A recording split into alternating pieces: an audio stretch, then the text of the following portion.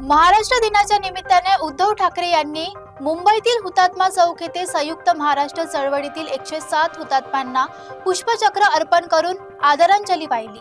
यावेळी आदित्य ठाकरे, संजय राऊत यांच्यासह अनेक नेते आणि शिवसैनिक उपस्थित होते। महाराष्ट्र दिनानिमित्त आज संपूर्ण राज्यात अभिमान आणि कृतज्ञतेची भावना पाहायला मिळाली।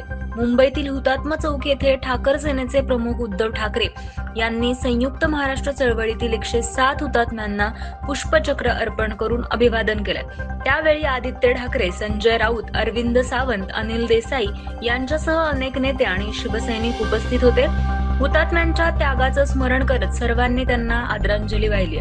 जय महाराष्ट्राच्या घोषणांनी संपूर्ण परिसर दुमदुमून गेलाय।